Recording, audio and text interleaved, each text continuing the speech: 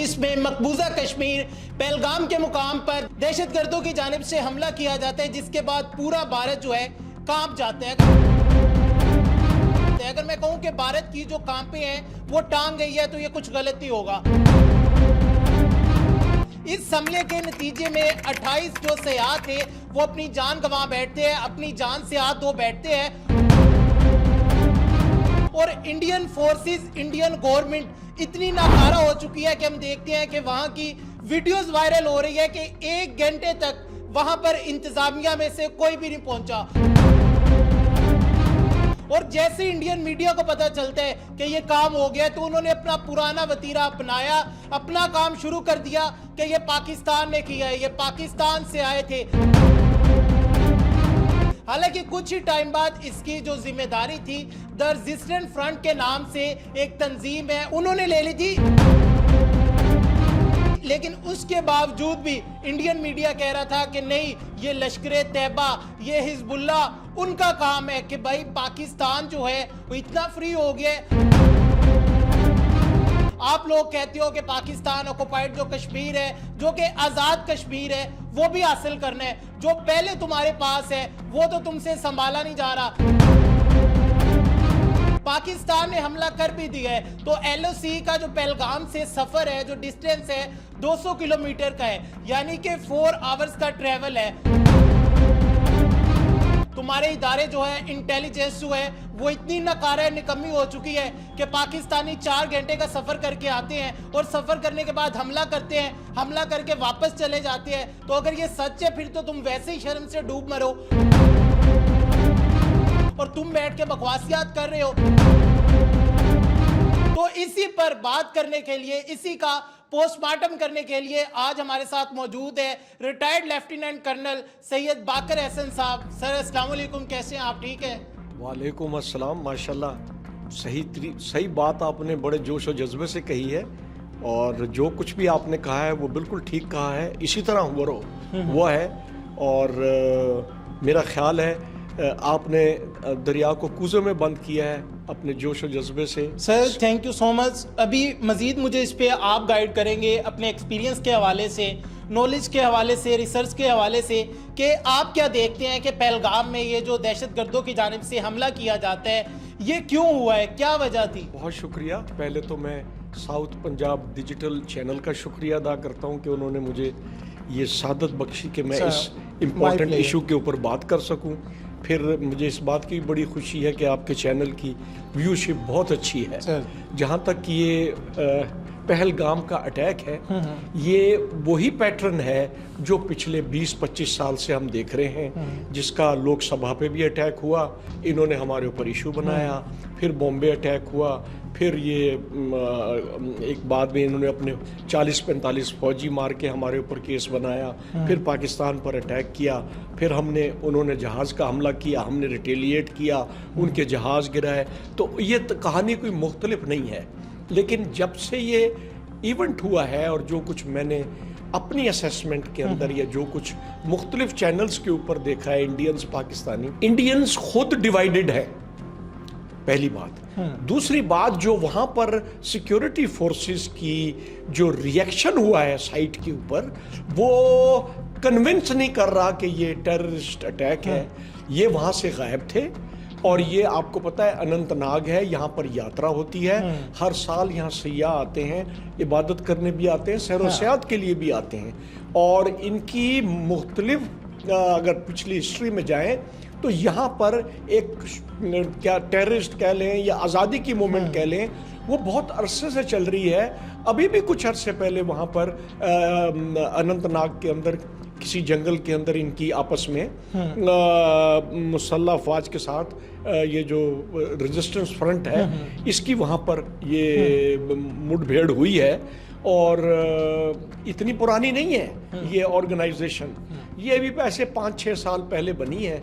और इसका मेन बनने का मकसद ये था कि हिंदुस्तान ने जब से वो आर्टिकल स्पेशल स्टेटस कश्मीर का ख़त्म किया है, आर्टिकल 370, اس کے بعد ہندوستان نے یہاں کی جو پبلک کو منورٹی میں کنورٹ کرنے کے لیے ہندوستان سے بہت سارے لوگ یہاں پر ان کو سٹیزن شپ دینا شروع کر دیا ہے، جس کی وجہ سے کشمیریوں میں جو وہاں کے ہمارے مقبوضہ کشمیر کے کشمیری ہیں وہ ہر طرف اس کا احتجاج کر رہے ہیں، لیکن آپ کو بھارت کی ہٹ دھرمی کا بہت اچھا طرح پتا ہے، ٹھیک ہے، اور پھر وہ بہت ساری طاقتوں کے ساتھ مل کے، کیونکہ بہت سارے ملکوں کی بہت بڑی، کیونکہ انڈیا کی مارکیٹ بہت بڑی ہے، وہاں پر ان کے اکنامک انٹرسٹ ہیں، تو وہ انڈین کے جو بھی ایکشن ہوتے ہیں اس کو وہ کور اپ کر لیتے ہیں۔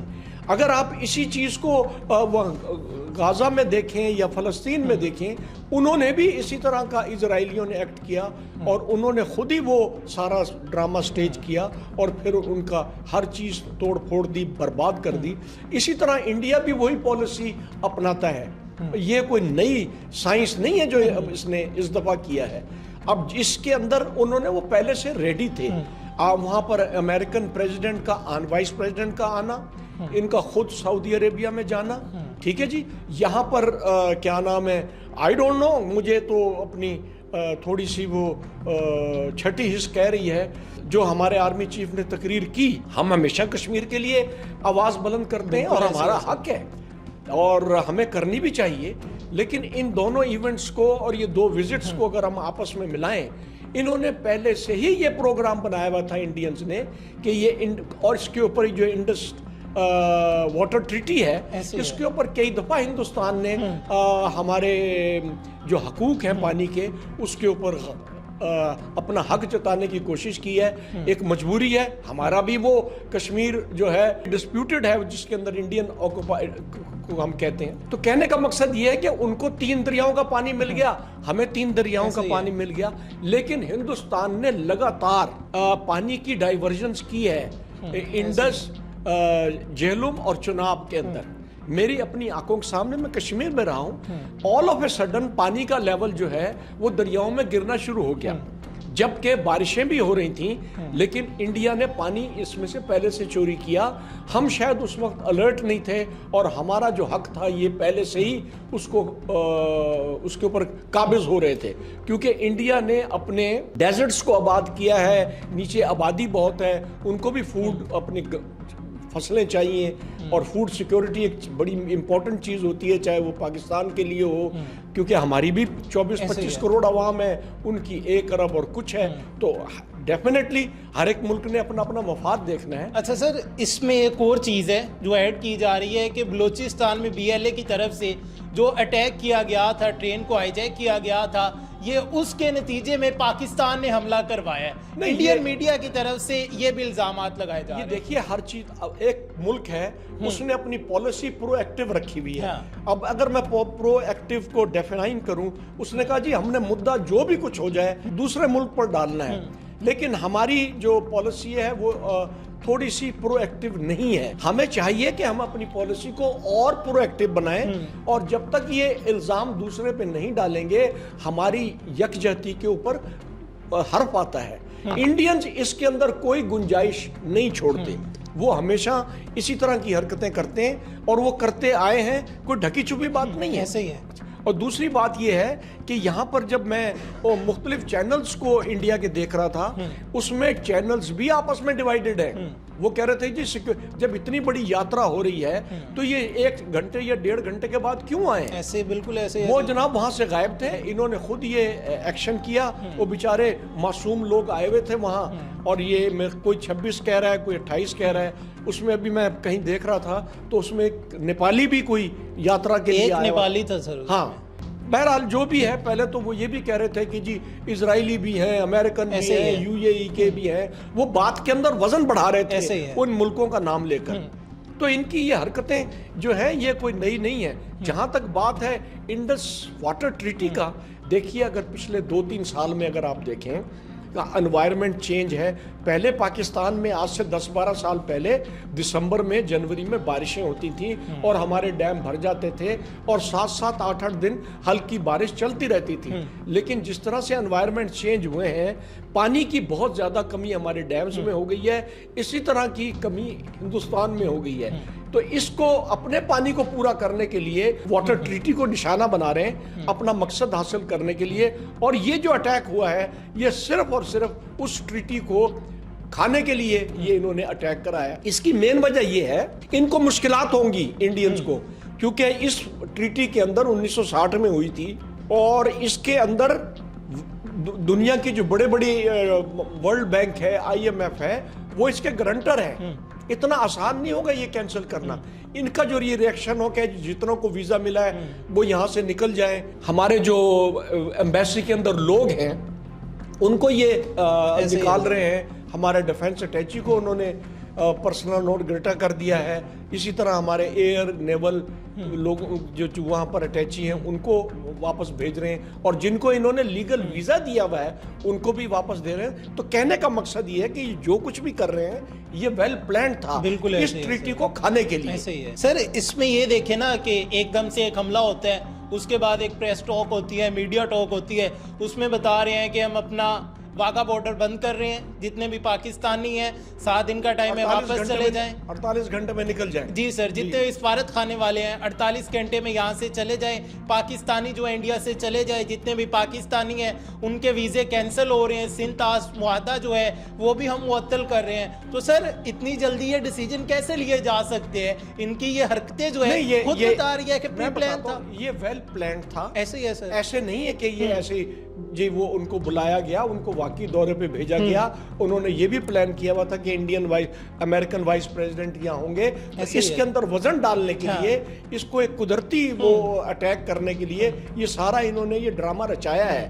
اور امریکہ کو یہ باور کرانے کی کوشش کر رہے ہیں یا ویسٹرن کنٹری کو باور کرانے کی کوشش کر رہے ہیں کہ یہ پاکستان جو ہے یہ ٹیررسٹ کنٹری ہے اور اس کے اوپر بہت ساری پابندیاں لگائی جائیں. لیکن دوسری طرف جو کچھ وہ بلوچستان میں کر رہے ہیں اور جو کچھ وہ KPK میں کر رہے ہیں افغانستان یا ایران کے تھرو, وہ اس کے اوپر کوئی کنٹری نہیں بول رہی. ہم نے کئی دفعہ کہا ہے, ثبوت بھی دیے ہیں, امریکنز کو بھی دیے ہیں, یونائٹڈ نیشن کو بھی دیے ہیں, یورپین یونین کو بھی دیے ہیں کہ دیکھیے آپ یہ ہمارے ملک میں یہ انڈین اور اتنے سارے انہوں نے یہ سفارت خانے افغانستان ہمارے پاکستان افغانستان کے بارڈر کے ساتھ ساتھ کھولے ہوئے ہیں. کس لیے کھولے ہوئے ہیں یہ 7-8, چاہے ان سینٹر کو کوئی بھی نام دے دیں, تو ثبوت بھی ہیں, لوگوں کو پکڑا بھی گیا ہے. لیکن مغربی طاقتیں جو ہیں کیونکہ ان کا اکنامک انٹرسٹ ہے ہندوستان میں, اس لیے وہ ہماری بات کو سپورٹ نہیں کرتے. اور دوسری بات یہ ہے ہمیں اس کے لیے بہت زیادہ آپس میں اتحاد دکھانا ہوگا اور ایک سیاسی میچورٹی دکھانی ہوگی. اور ایک ویسے بھی ہماری فوجیں آج کل ہم آلریڈی ہماری سمر کلیکٹیو چل رہی ہے, ہماری فوجیں بالکل تیار ہیں. اور ہمارے جو اسٹریٹجک ریجیمنٹس ہیں جن کے پاس ہمارے اسٹریٹجک ویپن ہیں وہ آلریڈی الرٹ ہیں. ایئر فورس کا تو گورنمنٹ نے اعلان کر دیا ہے کہ جی وہ ہائی الرٹ کے اوپر ہے, لیکن ہمارے اسٹریٹجک ویپن ہولڈر ریجیمنٹس بھی جو ہیں وہ فلی تیار ہیں کہ ہندوستان اگر کسی قسم کی بھی کوئی ریٹیلیشن کرے گا تو اس کے ساتھ وہی حال ہوگا جو اس کے پچھلے 2 جہازوں, وہ جو گڈ ٹی والا آیا تھا, کیا نام تھا اس کا, ابھینندن والا حال ہوگا. اچھا سر, اس میں یہ بتائیے گا کہ اس طرح کے جو حالات پیدا کیے جا رہے ہیں انڈیا چاہتا کیا ہے؟